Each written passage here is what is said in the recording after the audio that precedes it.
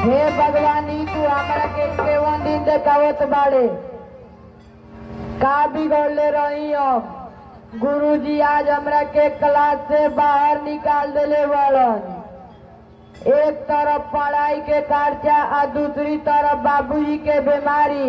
आखिर हम कहाँ से किताब खरीद के लाई हमरा कुछ समझ में नहीं के आवत।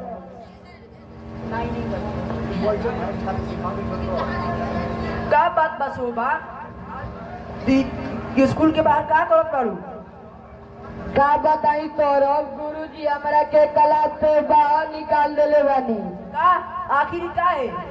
हमरा पास किताब के पैसा नहीं के जेकरा चलते गुरुजी हमरा के क्लास से बाहर निकाल देले बानी। तू चिंता मत कर शोभा, आज के बाद तू बेइज्जती ना। का तू हमरा के किताब खरीद के देबो? हाँ शोभा, हईल रुपया अभी छुट्टी के बाद किताब खरीद। हमरा ई रुपया ना चाहिए। तू काहे शोभा? काहे से कि हम केहू के चीज मुफ्त में ना लेवल चाहिला। ई तू का कहत बाड़ू? का तू हमरा के गैर समझ बाड़ू?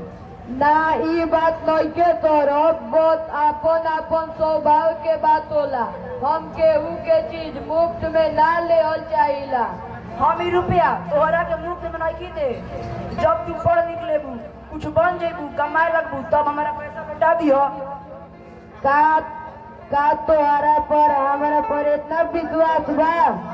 विश्वास बा तबे तो हम कहत बानी। चलो हईल रुपया अपन क्लास में जा।